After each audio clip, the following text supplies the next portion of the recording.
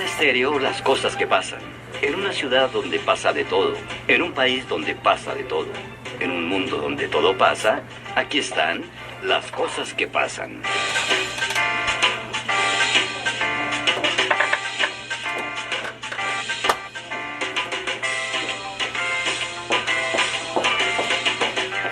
Muy buenos días, son las 8 de la mañana y un minuto. Bienvenidos a las cosas que pasan de Javeriana Estéreo 91.9 bajo la dirección de Gabriel Castellanos.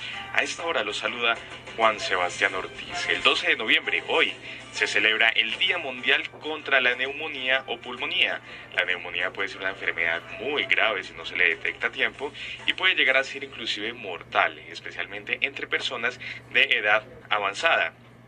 Hoy en este programa tocaremos los aspectos generales, los cuidados que usted debe tener y haremos énfasis en los cuidados también con los niños. Pero a las 8 de la mañana y 2 minutos vamos a escuchar este informe de María Gabriela Novoa que nos preparó.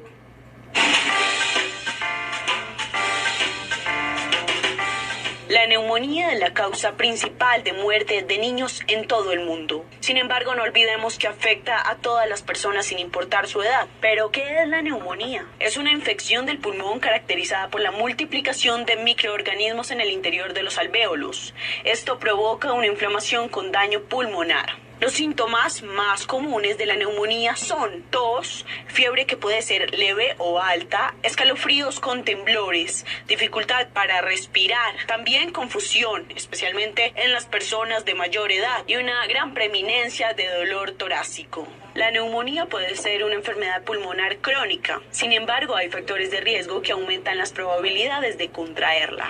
Si usted está frente a alguno de estos, ponga mucha atención a este programa. Fumar cigarrillo, si ha tenido algún accidente cerebrovascular o una lesión cerebral, o si usted está dentro de un tratamiento para el cáncer o alguno que afecte su sistema inmunitario. Pero más allá de estos factores, ¿cómo prevenir o curar la neumonía? En el programa de hoy tendremos la respuesta para este y otros interrogantes.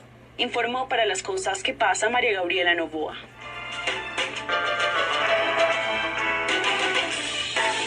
Agradecemos a María Gabriela Novoa por este completo informe acerca de cómo se genera la neumonía, cómo se puede contraer dicha enfermedad. Y recordemos que las formas como se puede contraer precisamente la neumonía son las siguientes, dentro de muchas otras, pero digamos que estas son las principales, y es que las bacterias y virus que viven en la nariz y los senos paranasales o la boca pueden propagarse a los pulmones. Por esto es muy recomendable y por eso se hace mucho énfasis, por ejemplo, en evitar el cigarrillo. El cigarrillo de una u otra forma ayuda y contribuye muchísimo a que estas bacterias puedan propagarse y llegar a los pulmones. Usted también puede inhalar algunos de estos microbios directamente hacia los pulmones. Es por esto que se recomienda muchísimo también que cuando las personas tienen gripa, eviten un contacto muy directo, porque dichos virus y estas bacterias también pueden ser contraídas por las personas y así también generar lo que se llama una pulmonía. Y si usted inhala alimentos, líquidos, vómitos o secreciones desde la boca hacia los pulmones, esta neumonía, recordemos que es la neumonía por aspiración y que sin duda alguna también puede llegar a ser muy grave si no se detecta a tiempo. Además, la neumonía puede ser causada por muchos tipos de microbios. El tipo más común de bacteria es el neumococo, el que muchas veces se ha mencionado y que también se hace muchísimo énfasis en el cuidado hacia los niños. Además, la neumonía atípica, con frecuencia llamada errante, es causada por otras bacterias. Hay otra bacteria que puede causar neumonía en personas cuyo sistema inmunitario no está funcionando bien. Es por esto que se recomienda también muchísimo esta prevención, que siempre permanecer en lo posible con unas defensas bastante altas para que este tipo de virus no llegue y contamine el cuerpo. Además, los virus, como el de la gripe, también son una causa muy común de neumonía.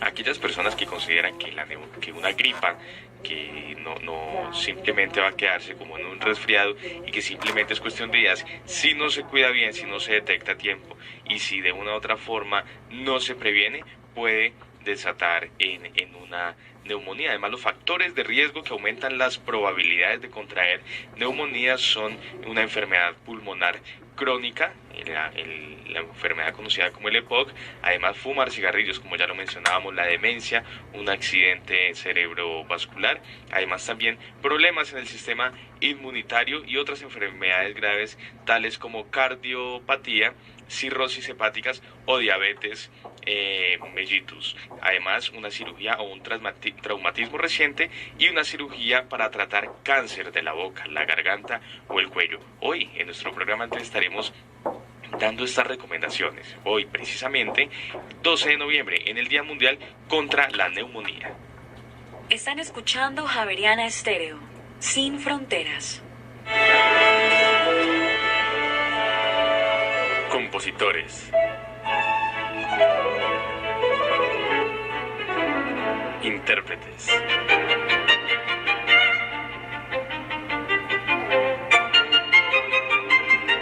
orquestas,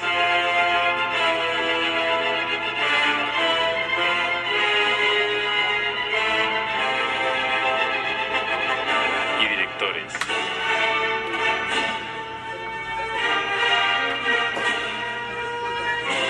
Escuche en el concierto de la mañana la música clásica y los protagonistas que marcaron pauta para el desarrollo y evolución de este género.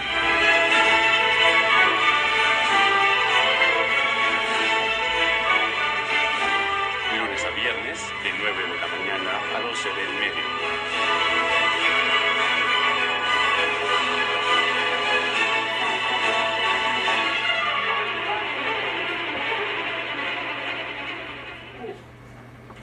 La Secretaría de Cultura, Recreación y Deporte presenta la nota cultural. Continúa la segunda edición del proyecto Bogotá Contada, con la participación del novelista colombiano Luis Fallat, quien regresa al país después de varios años para escribir un texto sobre la capital que será incluido en un nuevo volumen de Libro al Viento. También estará hablando de su obra con los amantes del género. A propósito, Valentín Ortiz, gerente de literatura de Lidartes, nos cuenta. La idea de la visita del maestro Fallat es que en estos 10 días puedas recorrer las calles de Bogotá, puedas asistir a diferentes eventos, bibliotecas, librerías, universidades y después de este compartir con el público bogotano, escribir un texto que será publicado el próximo año en el libro Bogotá Contada 2.0 de la colección Libro al Viento de la Gerencia de Literatura del Instituto Distrital de las Artes. El escritor Luis Fallat estará compartiendo con el público el jueves 13 de noviembre a las 10 de la mañana en la Biblioteca Pública de Puente Aranda, calle Cuarta, número 31 de 30. Entrada libre. Más información en cultura, recreación y deporte.gov.co. Bogotá Humana. Programación, En Javeriana Estéreo, las cosas que pasan. rompecabezas, multimedia, podcast, Y amigas de Una Guitarra Mil Mundos, señal en vivo. comienza las cosas que pasan a través de Javeriana Estéreo. ¿Quiénes somos? Academia Javeriana, analizando el mundo. Disfruta de todo nuestro contenido en www.javerianaestereo.com y accede a la emisora desde cualquier lugar del mundo. Javeriana Estéreo 91.9 FM, sin fronteras. Están escuchando Javeriana Estéreo, sin fronteras. Son las 8 de la mañana y 9 minutos. Regresamos a las cosas que pasan de Javeriana Estéreo. A esta hora quiero saludar al doctor Javier Contreras. Y doctor Contreras, usted cuenta con más de 30 años de experiencia como médico pediatra de importantes instituciones del sector salud. En estos 30 años de su experiencia, ¿qué considera usted que la neumonía, hoy estamos celebrando el Día Mundial contra la neumonía tiende a aumentar en la población? Muy buenos días. Muy buenos días, ¿cómo amanece usted y toda su audiencia? Muchas gracias por la invitación, primero que todo. Mira, yo creo que hay varios escenarios para responder esa pregunta, ¿no? La neumonía es una enfermedad que depende de muchos factores, entre ellos pues como los agentes que producen las infecciones, bien sean bacterias o bien sean virus, que en unas épocas predominan otros, en unas épocas predominan unos. Pero hay algunas cosas que hay detrás de la aparición de una neumonía que no tienen que ver necesariamente con las causas, que en este caso son las bacterias o los virus, sino con, digamos, aspectos que tienen que ver más con la nutrición, con el hacinamiento, con la calidad de la vivienda, con la oportunidad de prestación de servicios. ¿Sí? Desafortunadamente podríamos decir que En esos dos escenarios hay escenarios en los cuales ha venido disminuyendo. El país es uno de esos escenarios. Aquí tenemos mezclas de escenarios. Disminuye generalmente la aparición de las muertes por neumonía y las muertes que ocasionan la neumonía en la medida en que los países se van desarrollando. Entonces las frecuencias de neumonía en países desarrollados son muy bajas, mientras que en países digamos retrasados económica y socialmente, todo lo que tiene que ver con la parte de Centroáfrica y algunas regiones de Asia, allí en esos sitios se concentran la gran mayoría de las muertes de niños por neumonía y la gran mayoría de los casos de neumonía. Nosotros tenemos una mezcla de escenarios, ¿no? Hay sitios del país que se comportan como un país desarrollado a mediano desarrollo y hay áreas del país que se comportan muy parecidas a las de los países de Centroáfrica y algunos de Asia. Doctor Contreras, ¿qué tanto influye el clima, estos cambios climáticos que se vienen teniendo en el desarrollo, digamos, de una enfermedad como la neumonía? Esa ha sido una pregunta constante a lo largo de toda la historia de la investigación de los problemas respiratorios. Realmente no parece haber una relación de causa a efecto. Lo que sí hay es una relación en la que durante las épocas de temporadas de lluvias o frías o en aquellos sitios del mundo donde existen las estaciones, en las estaciones frías, en el otoño y en el invierno, aumenta la frecuencia de episodios de problemas respiratorios, incluyendo la neumonía. Pero decir que hay una relación causa-efecto, que por el hecho de haber llegado a la temporada de lluvias o por el hecho del cambio brusco de la temperatura se produzca necesariamente el problema respiratorio, no ha habido hasta ahora ninguna certeza de eso. ¿Qué puede ocurrir? Que es la hipótesis que en este momento más se trabaja. Es bastante probable que en estas temporadas de las estaciones de otoño-invierno, vuelvo y les repito, donde hay estaciones o las temporadas de lluvias, que es lo que nosotros realmente tenemos aquí, tengamos la tendencia a estar más recluidos en espacios cerrados, ¿sí? Y por lo tanto a aumentar la probabilidad de la transmisión de las enfermedades. En esos escenarios, digamos, de lluvia, de estos cambios climáticos, ¿qué se recomendaría entonces? O digamos, este hacinamiento que tiende a hacer la gente es inevitable. Pues digamos que ahí es una manera natural de refugiarse de la inclemencia del tiempo, ¿cierto? Del clima. Aquí en el escenario de las estaciones o en el escenario de nosotros en el trópico, es inevitable que nos refugiemos de la inclemencia del clima, pues resguardándonos en los sitios de trabajo, en los sitios de vivienda.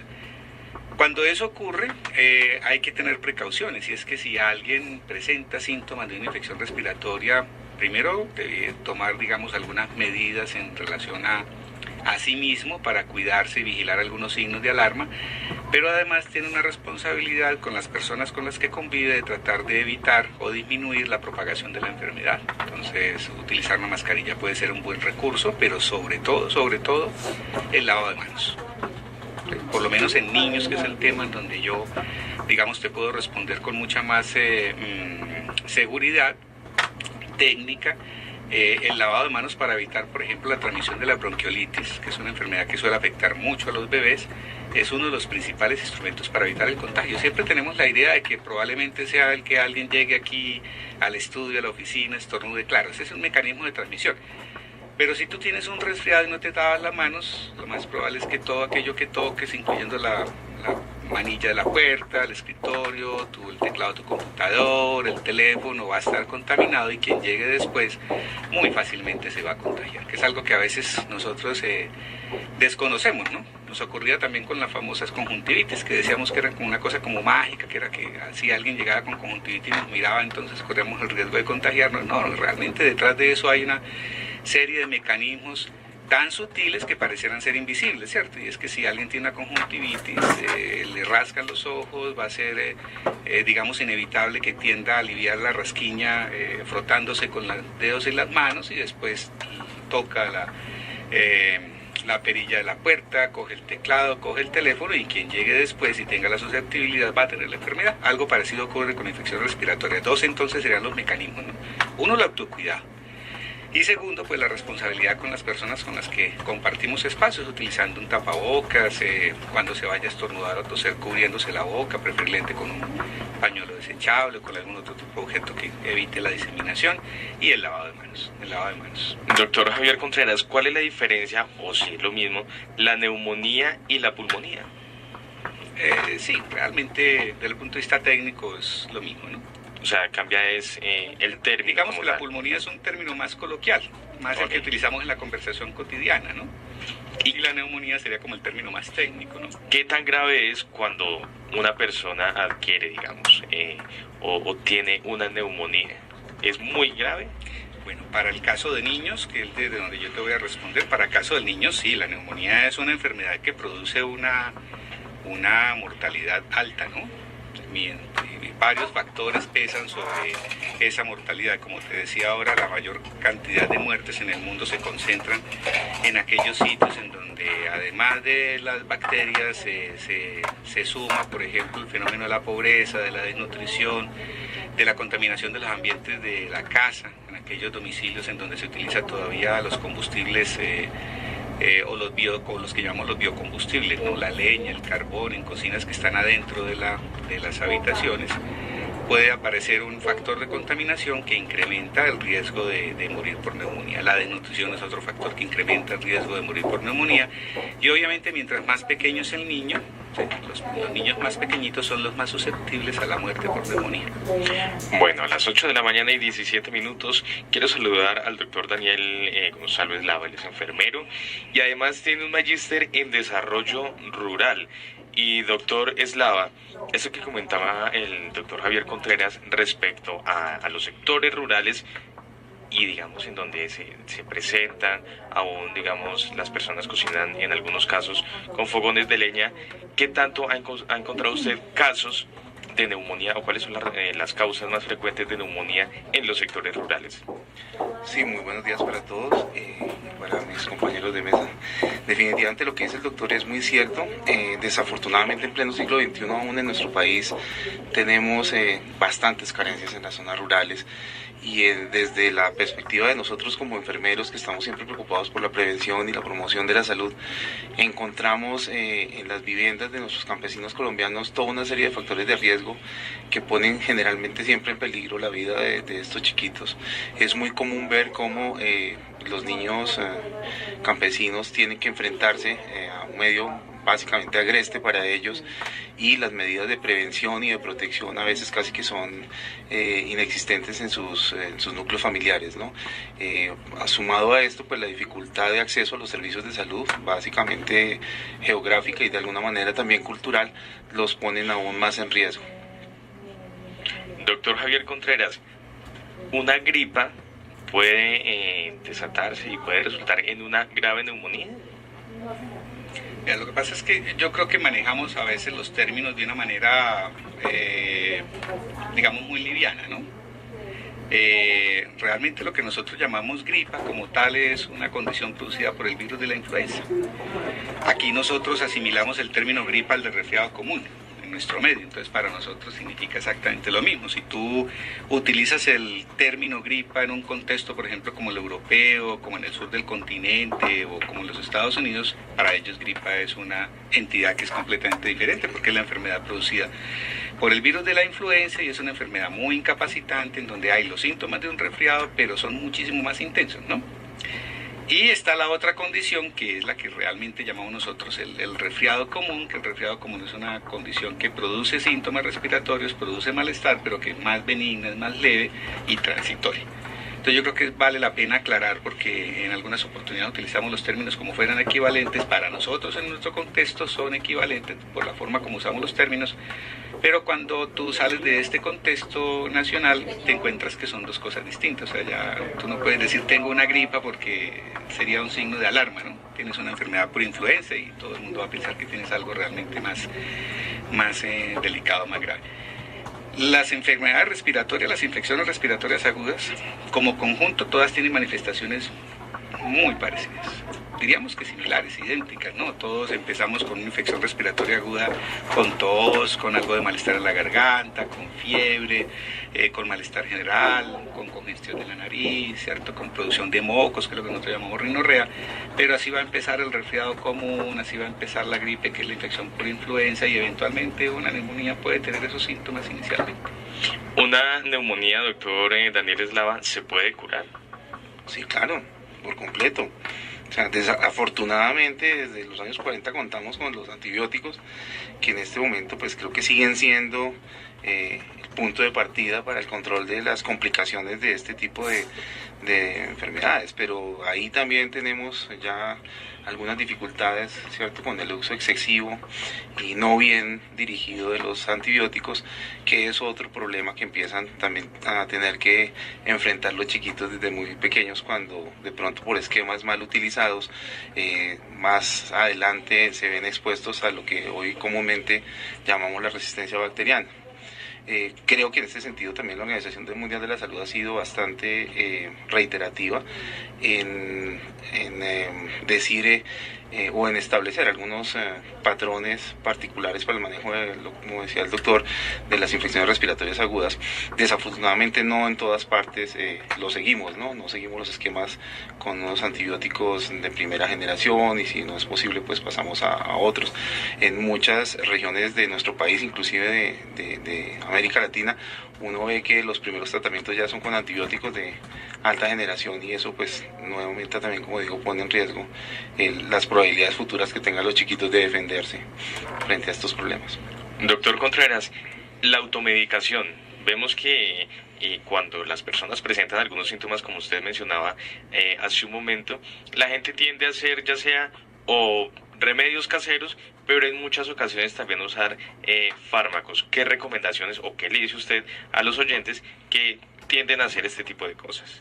Mira, en el caso de los niños, pues en términos generales hay una recomendación general para las enfermedades en los niños, y es evitar la automedicación. Sin embargo, de los recursos que nosotros podemos utilizar en el hogar, hay cosas que sí deberíamos reforzar, ¿cierto? Motivar, por ejemplo, el lavado de las narices con agua, con sal, con suero fisiológico, preparado en casa o preparaciones comerciales. Ese, digamos, es un nivel de medicamento que puede ser usado de manera segura en el hogar, y que las familias pueden, cuando vean a un niño con un resfriado y con su congestión nasal, pues apelar a él como un tratamiento sin que tenga un mayor riesgo. Aquellas bebidas, por ejemplo, preparaciones caseras que alivian la tos, sobre todo bebidas que contengan algo de azúcar o miel. ¿Sí? La miel debe evitarse en los niños muy pequeños por el riesgo de transmisión de una enfermedad que es el botulismo.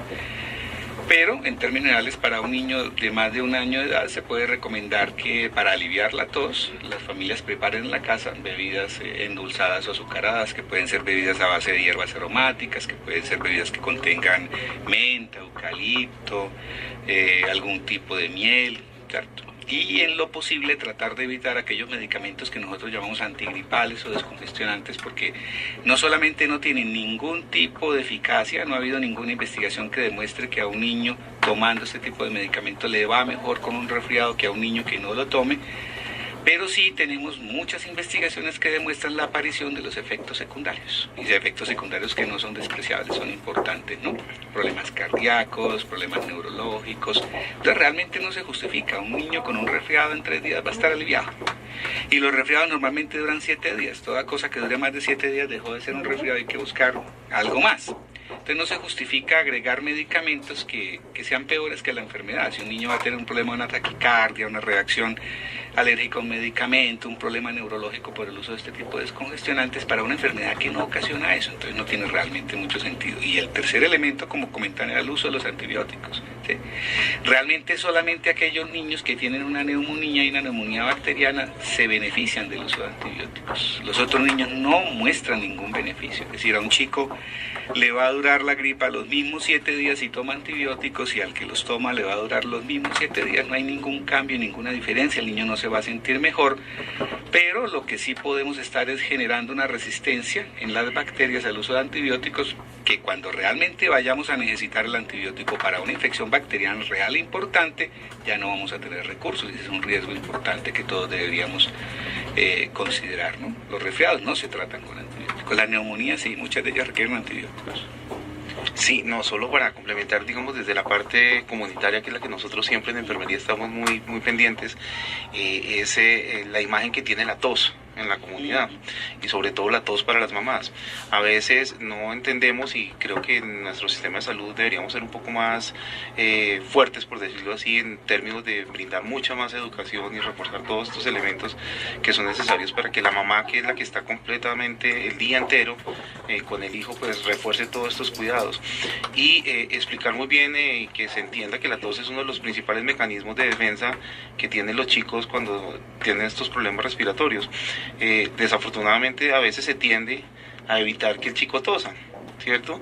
Y porque la tos a veces preocupa a la mamá, la tos a veces incomoda a algunos miembros de la familia, molesta que vean al niño tosiendo todo el tiempo, y entonces se recurren a algunos medicamentos contra la tos, cosa que ya está comprobada que son más peligrosos y pueden generarle más dificultades que realmente beneficios. Entonces yo creo que también es papel de nosotros como servicios de salud y como profesionales brindar una información adecuada que contribuya a disminuir un poco la incidencia de complicaciones a veces por estos mitos que se tienen frente al cuidado de los resfriados comunes.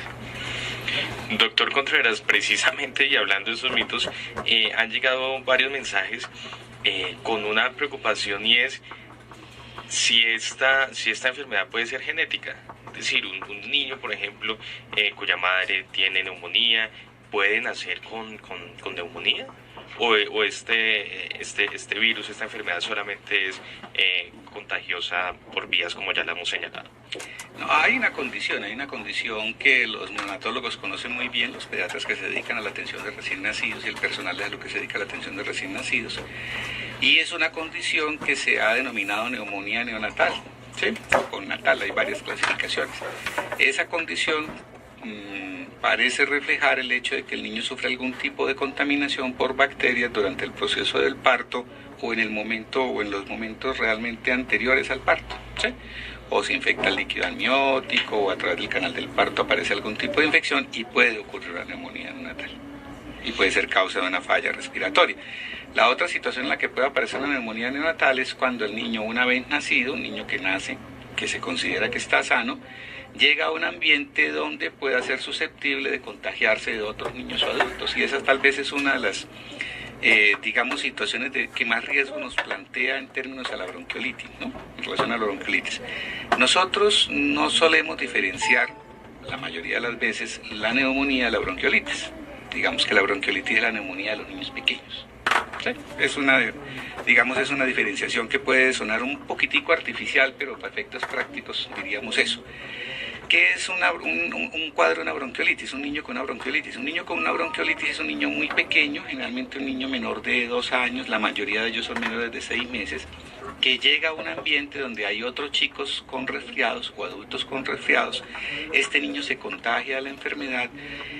El virus del resfriado común, que es el rinovirus, es un virus que en términos generales no es un virus letal, ni es un virus que en condiciones normales tenga la capacidad de producir neumonía o problema bronquial o pulmonar.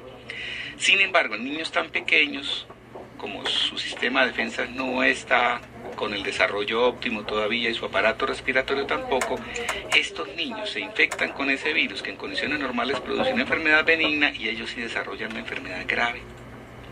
Entonces, una recomendación que se le hace en general a las familias, a los nuevos padres de niños recién nacidos es, por favor, eviten el contacto de sus hijos en los primeros 6 meses, el contacto innecesario, con otros niños, así sean los hermanitos, o adultos que tengan síntomas de un resfriado. En general era una práctica que hace algunos años, algunas décadas, se tenía como establecida este famoso tema de la dieta, de que nadie podía llegar a cargar el niño, ni a saludarlo, ni a acariciarlo, y que a nosotros nos sonaba un poco exagerada, porque decíamos, bueno, esto es una cosa así como de abuelitas, ¿cierto? Prácticas que son mandadas a revisar. Resulta que eso tiene una sabiduría popular detrás, y es que muy probablemente ellos habían observado que cuando los niños pequeños se exponían a otros niños o adultos y se contagiaban de un resfriado, les iba muy mal. Hasta la tercera parte de los niños menores de 6 meses que se contagian de un resfriado terminan hospitalizados con el diagnóstico de una bronquiolitis, que inicialmente va a tener los mismos síntomas de una neumonía. Por eso a veces es difícil diferenciar, ¿cierto?, lo que es neumonía y bronquiolitis en los niños pequeños, porque el síntoma es igual. Chico decaído, con dificultad para respirar, con fiebre, con moquitos, con tos. Y a estos chicos les va mal con ese ese virus. Y lo vamos a tener toda la vida. Normalmente los niños tienen entre 5 y 7 episodios de infección respiratoria por año, hasta que tienen los 7 años de edad. Y después en promedio los adultos tenemos 4 o 5 episodios de infección respiratoria por año. Y vivimos con eso. ¿Sí? Y es excepcional que eso termine produciendo una neumonía. Pero en los extremos de la vida, y los extremos de la vida son estos niños muy pequeños y las personas muy ancianas, no, esos virus ya no son inofensivos, porque hay condiciones del sistema de defensas que nos hacen mucho más susceptibles a desarrollar enfermedades graves. Doctor Eslava, precisamente a eso iba. O sea, hemos venido hablando durante esta misión acerca de los cuidados de los niños, de cómo prevenir inclusive en los niños, pero en los adultos mayores, esta población, ¿qué tan vulnerable es a esta enfermedad? No, yo creo que el doctor ha planteado la idea principal, y es que en los extremos de las edades, obviamente el sistema de defensa es, digamos, menos competente para responder de una manera eficaz a los riesgos a los que uno se expone, ¿sí? En este sentido, creo que también al lado de las edades extremas, los cuidados terminarían siendo muy semejantes, ¿no? Por ejemplo, una buena alimentación, unas relativas buenas condiciones de vida, ¿cierto? La vacunación, que me parece que es clave y fundamental. Frente a eso hay muchos mitos hoy en día, ¿no? Hay mucha resistencia tanto de las mamás como de los adultos mayores a vacunarse, pero creo que siguen siendo como los 3 ejes principales para prevenir complicaciones. Yo estoy completamente de acuerdo contigo. Uno que ya fue papá se da cuenta que inclusive alcanza a tener hasta 8, 10 eventos de gripa, como la conocemos los padres, de gripa en el año, y nos parece gravísimo. A nuestras abuelas le pareció maravilloso porque, comillas, el niño se estaba defendiendo, ¿cierto? El niño estaba generando defensas. A nosotros ya se nos olvidó que hay unas defensas que son adquiridas, ¿cierto? Y parte de eso también es todo el proceso de vacunación que se debe desarrollar con los chiquitos. Entonces yo creo que me parece a mí muy importante hacer énfasis en eso. Vuelvo y repito, lo importante es que toda la comunidad tenga mucha más información, ¿cierto? Y que nos acerquemos de una manera un poco menos prevenida al problema de la neumonía, en la medida en que tengamos que siempre estar reconociendo que, a pesar de todos los avances y el pleno siglo XXI en el que estamos, hoy en día en el mundo, según la Organización Mundial de la Salud, se sigue muriendo un niño cada 25 segundos por neumonía, ¿sí? Y sigue produciendo más muertes en niños menores de 5 años que el VIH-Sida, el sarampión y algunas otras enfermedades juntas. Entonces, creo que también nosotros nos hemos dedicado a tratar de controlar este tipo de enfermedades, digamos que nuestro sistema mal ha llamado catastróficas, por ejemplo, como el VIH, como algunas otras infecciones que pues sí son importantes, pero se nos ha olvidado que siguen muriendo niños por neumonía, y básicamente es una enfermedad fácilmente prevenible y evitable. Sí, yo quisiera agregar, aprovechando las palabras que me preceden, y es, digamos, hace más o menos unas 2 o 3 décadas que la Organización Mundial de la Salud llegó a la conclusión de que estábamos frente a un problema de una epidemia mundial de neumonía, ¿sí? Y el conocimiento que se ha logrado sobre las cosas que pueden estar alrededor de la aparición de esa epidemia apuntan y señalan varios factores que están más o menos identificados. Los comentábamos inicialmente, ¿no? La edad. Mientras más pequeño es el chico, mucho mayor el riesgo de que desarrolle una neumonía. El estado nutricional, los niños desnutridos son mucho más susceptibles. O sea, una forma de intervenir y de poder disminuir la frecuencia de neumonía es también mejorar el estado nutricional de los niños. El tema de la vacunación definitivamente disminuye el riesgo de morir por neumonía. O sea, mientras mejor estén vacunados los niños, mientras más completos sean sus esquemas y mientras mucho más niños vacunados tengamos, mucho menos riesgo de neumonía. La contaminación domiciliaria, ¿sí? De la ambiental se ha discutido mucho y no hay todavía una conclusión muy clara, pero la que sí es clara es la domiciliaria. Es decir, está el uso de esos biocombustibles, de la leña, del carbón. No tanto el uso, sino el hecho de que las cocinas estén al interior de las casas y terminen contaminando el ambiente que las personas respiran, no solamente cuando están despiertos, sino mientras duermen, ¿sí? Y el otro elemento es la oportunidad. Así resolvamos el tema de que no contagiemos a los niños pequeños, de que todos estén bien nutridos, de que el 100% estén vacunados y de que o apropiemos las casas en donde se utiliza la leña o el carbón, o se eliminen ese tipo de cocinas, aún así va a seguir ocurriendo la neumonía. En esas situaciones es muy importante que la comunidad, que los padres, que los cuidadores de niños sepan reconocer cuando una infección respiratoria, llámese un resfriado, está convirtiéndose en una neumonía y está evolucionando hacia una neumonía. Como te decía ahora, todas empiezan más o menos de la misma manera. Sí, pero digamos, hay instrumentos para poder identificar cuando un niño está desarrollando una neumonía. Y no solamente los padres y los cuidadores en el caso de los niños, sino que el personal de salud, que estas personas, una vez que identifican la situación, tengan la oportunidad de acudir a un servicio de salud que les ayude a resolver el tema. Y que si lo que el niño necesita es un antibiótico en el momento, ahí sí lo reciba oportunamente. Y que los trabajadores de la salud en general, los profesionales de la salud, también tengan muy claro cómo diferenciar el niño con el resfriado del niño con neumonía para que, digamos, puedan ofrecerle el tratamiento oportuno y adecuado al que tiene la neumonía. El del resfriado se cura solo. Máximo 7 días, ¿no? Máximo 7. 8 de la mañana, 36 minutos. Pausa en las cosas que pasan de Javeriana Estéreo. Están escuchando Javeriana Estéreo, sin fronteras. Action. Aventura. Comedia. You studied filmmaking in school? No, I didn't study anything in school. They studied me. Acción.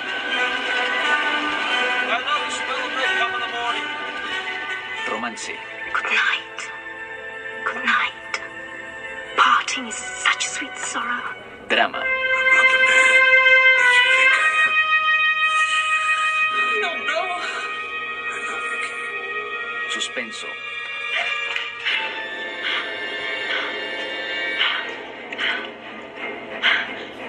Terror.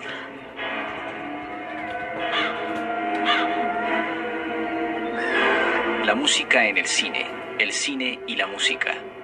Bandas sonoras todos los sábados de 11 de la mañana a 12 del mediodía por los 91.9 FM de Javeriana Estéreo. Sing it, Sam.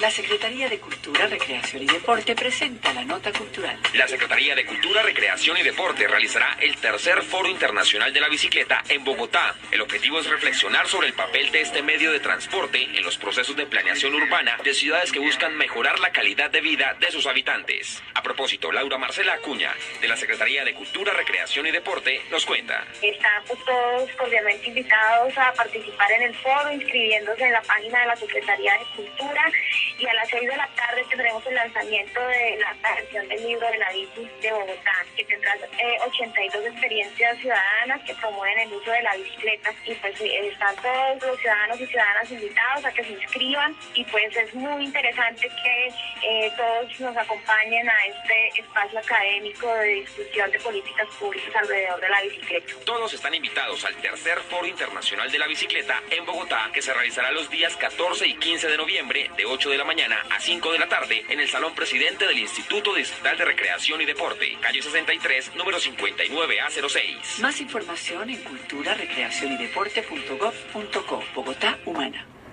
Compositores.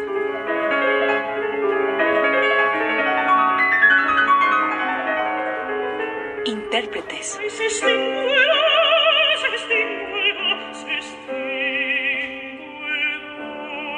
Orquestas. Y directores.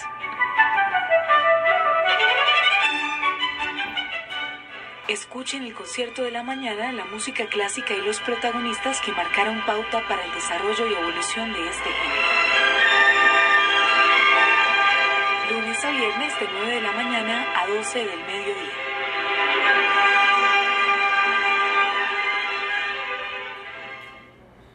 Estándares.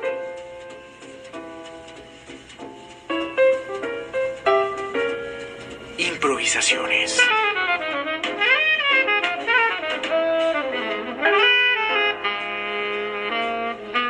Fusiones.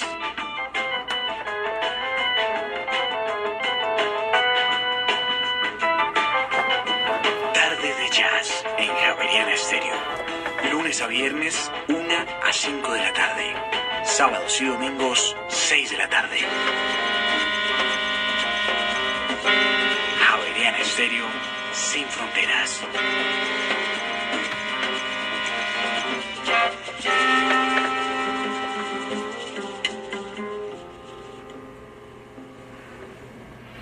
Están escuchando Javeriana Estéreo, sin fronteras. Son las 8 de la mañana y 40 minutos. Regresamos a las cosas que pasan de Javeriana Estéreo.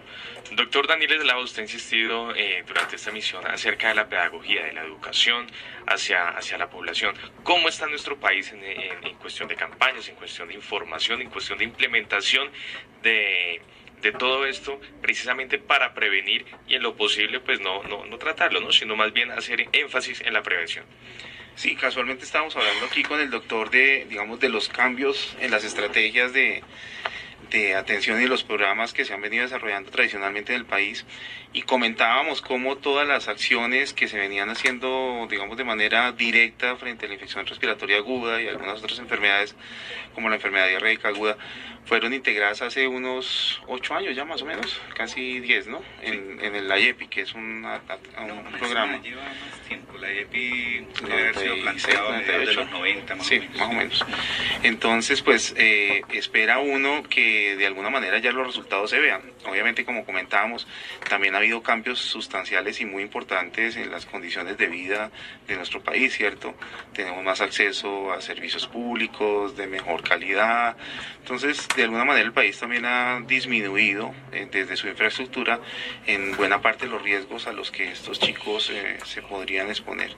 Sin embargo, no podemos bajar la guardia, y comentábamos cómo hoy en día pues a veces termina siendo muy difícil para un profesional de la salud, en una consulta que no demora más de 15 minutos, tratar de hacer, digamos, la mayor cobertura de todas las dificultades que puede traer este chico cuando viene a consulta traído por sus papás. Generalmente cuando vienen ya a consulta es cuando de pronto la enfermedad está muy avanzada y cuando la solución no es devuélvase para la casa, sino que muestra a ver lo hospitalizamos porque es que resulta que usted debió haberlo traído antes. Me parece que ahí sí hay una debilidad grande, por lo menos cuando el programa estaba un poco más digamos, por decirlo así, más individualizado, se tenía tiempo para darle educación a los papás, para insistir mucho en lo que hemos venido hablando de los signos de alarma, que era básico y fundamental que la mamá entendiera que si el niño estaba respirando más rápido de lo normal, que si lo veía un poco agitado, que si veía que sus costillitas se le movían cuando respiraba, si tenía la nariz tapada, si tenía un poquito de color morado en la boca o en la nariz, pues eso ya era importante y que tenían que traerlo. Todos esos espacios para ese proceso educativo pues se han ido perdiendo por cuestiones de tiempo en el desarrollo de la prestación del servicio, y ahí es donde yo creo que otros profesionales de la salud somos importantes y fundamentales, porque pues no toda la responsabilidad puede ser del personal médico. Ahí tenemos también a las enfermeras, tenemos también incluso a las personas que de la misma consulta pueden estar identificando esas dificultades, y creo que es responsabilidad directa de todo el sistema no bajar la guardia y seguir haciendo énfasis en la educación. Doctor Javier Contreras, esto en cuanto a la pedagogía, a la educación, pero en cuanto al tratamiento, ya cuando una persona, cuando un niño es diagnosticado con esta enfermedad, ¿qué tanto nuestro sistema de salud está preparado en cuanto a las políticas públicas para atender este tipo de casos? Bueno, agradezco que introduzcas el tema. Realmente la razón de mi presencia aquí es porque estoy vinculado al Instituto de Evaluaciones Tecnológicas en Salud, que es, digamos, la agencia del Estado encargada del desarrollo de la evidencia para la toma de políticas públicas. En ese contexto, el Ministerio de Salud desde finales del año pasado citó el desarrollo de una guía de práctica clínica basada en la evidencia para el abordaje en atención primaria, en atención básica, de los niños con el diagnóstico de neumonía y bronquiolitis, niños con neumonía menores de 5 años y bronquiolitis menores de 2 años. Lo que se hizo en el desarrollo de la guía fue revisar toda la evidencia científica, acompañado de expertos, de neumólogos, de enfermeros, de médicos generales, toda la evidencia científica más la experiencia de los profesionales en salud que día a día atienden a las situaciones de problemas respiratorios en los niños, y generar una serie de recomendaciones que le sirvan de acompañamiento al profesional de la salud, llámese un enfermero, llámese un médico general, llámese un pediatra e incluso un neumólogo, para tratar de disminuir un poco esa especie de anarquía que existía en relación con cuáles son los signos críticos, cuál es el tratamiento adecuado. No se trata de una camisa de fuerza, sino de, digamos, una muy buena selección de evidencia actualizada, de muy alta calidad, que le sirva a un profesional para tomar decisiones. Pero además la guía entonces viene no solamente todo el desarrollo del aspecto metodológico, cuáles fueron las referencias y la evidencia científica que hay, sino que además generó entonces una guía de acompañamiento al profesional de la salud para que tome decisiones y una guía para los padres y cuidadores de niños, ¿sí? Para que aprendan a identificar signos, para que aprendan a identificar los tratamientos que ellos deberían asumir en casa y cuándo definir que hay una situación en la que es necesario buscar la ayuda de un profesional de la salud para que apele a otro tipo, este profesional prescriba otro tipo de intervenciones o tratamientos. ¿Okay? Esta guía se presenta ahora el 19 de noviembre, el paquete grande pues, de presentación de guías de práctica clínica, y el reto grande es que viene toda la parte de la implementabilidad de la guía, es decir, que todas esas recomendaciones que fueron construidas con un trabajo muy acucioso y metodológicamente muy bien diseñado, pues realmente sea un instrumento de esa cotidianidad, de esa consulta de los 15 minutos, ¿cierto? Hay que buscar las estrategias y los instrumentos para que realmente sea un punto de apoyo en la toma de decisiones, de las mejores decisiones posibles. ¿Y cuáles son las expectativas que se tienen respecto a esta guía? ¿Qué espera el Instituto de Evaluación Tecnológica en Salud y el Ministerio con esta guía? Pues esperamos, primero que todo, poner al día algunos aspectos que estaban, digamos, pendientes de actualización, ¿no? Por ejemplo, hasta hace poco tiempo nosotros llamábamos a cualquier tipo de trastorno respiratorio, infección respiratoria aguda, y ahí caía un paquete grande de cosas, incluyendo la bronquiolitis, la neumonía, los CRU, etcétera, ¿cierto? La otitis, todo eso. Pero el tema es que cada una de esas condiciones no se puede manejar como una sola enfermedad común, es decir, no es una sola enfermedad, es un grupo de enfermedades, y cada una de esas enfermedades necesita, digamos, un abordaje diferente. Entonces, por ejemplo, en el caso de la bronquiolitis y la neumonía, uno de los aportes significativos que hace la guía, que ya lo había estado planteando la estrategia IEPI en el país, es, hombre, no es lo mismo tener un chico con bronquiolitis que tener un niño con neumonía.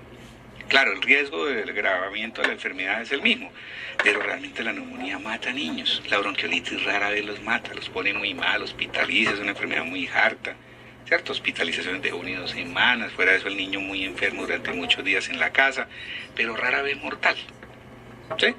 Y ahí no sirven los antibióticos. Luego esa es una enfermedad que es completamente distinta. Mientras que la neumonía sí es una enfermedad que mata a niños, como lo decía Andrés, es, digamos, la principal causa de muerte infantil, una de las principales causas de muerte infantil. Entonces el enfoque de la neumonía debe ser diferente. Detección temprana y cuanto antes, lo más temprano posible en la evolución de la enfermedad, el suministro de los medicamentos, pero sobre todo la detección temprana, que las familias puedan aprender a reconocer los signos de aparición de la neumonía, que todos los profesionales de la salud estén en condiciones de reconocer tempranamente cuando un niño, de todo ese conjunto de chicos que van a la consulta por resfriado, hay 1 o 2 que van a tener realmente la neumonía. La tarea grande es esa, o sea, identificar a esos 2 o 3 dentro de 100 chicos que tienen la neumonía, porque esos son los que se van a beneficiar de un diagnóstico rápido y de un tratamiento oportuno, ¿no? Serían como básicamente los objetivos. Y revisar mitos, o sea, hay, digamos, muchos tratamientos, como tú comentabas ahora, que son materia de controversia, ¿no? Que los inhaladores, que las nebulizaciones con esto, que el uso de antigripales, que si le suministro estas otras cosas por allá. Entonces la idea era hacer una revisión de la evidencia científica para poder orientar al profesional y decirle, mire, lo que la investigación dice en relación con el uso de es esto. Le apoyamos en su uso o definitivamente, doctor, evite el uso en los niños. La formulación. Sí, yo creo que un papel importante que tenemos las universidades, y lo digo yo desde la academia, es cómo empezamos también a apropiarnos de esas guías de manejo clínico que están saliendo en el país, porque me parece que es muy importante el esfuerzo que hace un ministerio, que hace un gobierno en aras de dar un cumplimiento a unas normas internacionales, a unas tendencias, también en el avance y el desarrollo de los conocimientos, pero pues mal haríamos si se quedan solamente en los servicios de salud, porque desafortunadamente si no los llevamos a la academia, pues vamos a tener profesionales médicos, enfermeras, odontólogos, todos los que estamos ahí saliendo desactualizados, ¿cierto? Y saliendo nuevamente a repetir lo que eventualmente tú ves en los libros o a veces ves sin ningún criterio por allá en la internet, porque ese es otro problema que seguimos teniendo, que cuando nos sentamos a leer neumonía de pronto leemos los esquemas de tratamiento americanos o europeos o lo que está pasando en África, y como tú y yo comentamos, Colombia es un país de bastantes matices, y creo que estas guías también le están apuntando como a dar una orientación, digamos, muy basada en la realidad nacional. Y en ese sentido creo que uno de los compromisos grandes que tenemos como universidades es empezar a bajar estas guías, digamos, al proceso formativo y al proceso de aprendizaje, ¿cierto? Y de actualización constante tanto de los profesores como de los estudiantes de toda el área de la salud, porque creo que es un compromiso y debe ser una responsabilidad. Que van a ser los futuros profesionales a cargo. Son las 8 de la mañana y 51 minutos. Están escuchando Javeriana Estéreo, sin fronteras. La Secretaría de Cultura, Recreación y Deporte presenta la nota cultural. La Secretaría de Cultura, Recreación y Deporte abrió un concurso para reconocer el trabajo de los medios de comunicación comunitaria de Bogotá que promueven el acceso de diferentes grupos poblacionales a la oferta de bienes y servicios culturales y que visibilizan sus prácticas artísticas. A propósito, Julio Caicedo, de la Secretaría de Cultura, Recreación y Deporte, nos cuenta. Está dirigido a los medios de comunicación comunitaria que tienen mínimo 4 años de funcionamiento. Se van a entregar 2 estímulos, uno de 10 millones de pesos y otro de 5. Todos los medios que estén interesados en participar pueden presentar sus propuestas los días 12 y 13 de noviembre, aquí en las instalaciones de la Secretaría de Cultura. Este es un premio que hace parte del programa distrital de estímulos de la Secretaría de Cultura. Los medios de comunicación comunitaria interesados en participar pueden presentar sus propuestas los días 12 y 13 de noviembre en la Secretaría de Cultura, Recreación y Deporte, carrera octava, número 983. Más información en cultura, recreación y deporte.gov.co. Bogotá Humana. Programación. En Javeriana Estéreo, las cosas que pasan. Rompecabezas. Multimedia. Podcast. Y amigas de Una Guitarra Mil Mundos. Señal en vivo. Comienza las cosas que pasan a través de Javeriana Estéreo. ¿Quiénes somos? Academia Javeriana, analizando el mundo. Disfruta de todo nuestro contenido en www.javerianaestereo.com y accede a la emisora desde cualquier lugar del mundo. Javeriana Estéreo 91.9 FM, sin fronteras. Están escuchando Javeriana Estéreo, sin fronteras. Son las 8 de la mañana y 52 minutos. Regresamos con esta ronda final. Hoy, hablando acerca del Día Mundial contra la Neumonía. Doctor Contreras, estamos haciendo muchísimo énfasis en estas guías prácticas que desde el Instituto de Evaluación Tecnológica en Salud se han venido desarrollando. El próximo 19 de noviembre es la presentación de esta guía. ¿Dónde la puede adquirir la gente? ¿Tiene algún costo? ¿La pueden descargar? ¿Cómo es esto? El instituto ha hecho el acompañamiento técnico, ¿cierto? Realmente quien ha citado la realización de las guías ha sido el Ministerio de Salud en un ejercicio de priorizar cuáles son las patologías de mayor impacto en la comunidad. Él es el que pone los recursos y cita la construcción de las guías. Y los grupos que han desarrollado las guías han tenido fundamentalmente base y asiento en la academia. ¿Sí? De hecho, la Javeriana es una de las instituciones que en conjunto, en una alianza junto con la Universidad de Antioquia y la Nacional, ha estado al frente del desarrollo de varias de estas guías, ¿sí? Por mencionar solamente pues algunas instituciones, el Instituto de Cancerología, la institución Fuchs, la Universidad Fuchs, ¿cierto? Hay varias instituciones, es decir, el objetivo no es que haya una sola institución que desarrolle guías, sino que ojalá podamos replicar la capacidad de desarrollar guías en varias instituciones y que el país pueda, con esa capacidad aumentada, generar una mayor cantidad de guías de práctica clínica para resolver el tema de la variabilidad clínica. ¿Sí? Bueno, la presentación está citada por el Ministerio de Salud para el 19 de noviembre. El lugar es un auditorio del Hospital Militar Central. Y una vez que estén, digamos, presentadas en sociedad las guías, van a estar disponibles o a través de la página del Ministerio de Salud, ¿sí? Es gpc.minsalud.gov.co, y a través de la página del IES, que es iets.org.co. Nosotros también nos encargamos pues de la difusión de las guías desarrolladas por los distintos grupos desarrolladores. La descarga es gratuita, estos son instrumentos públicos, son instrumentos generados para todo el mundo, es decir, cualquier persona profesional, padre, interesado, administrador, tomador de decisiones puede descargar desde esas páginas respectivas los 3 componentes de la guía. Cada guía entonces tiene un componente que es la historia de cómo se desarrolló y qué métodos hubo detrás de eso, ¿sí? Una guía que es la guía de ayuda para el profesional de la salud, digamos que es una guía un poco más liviana, sin toda esa carga del método que él va a poder leer de una manera más rápida. Y un tercer componente que es la guía para padres y cuidadores, que no solamente va a estar disponible entonces para que un papá o una familia la descargue, sino también para educadores, para trabajadores de la promoción en la salud, ¿cierto? Que puedan utilizar esos recursos y elementos para su actividad cotidiana.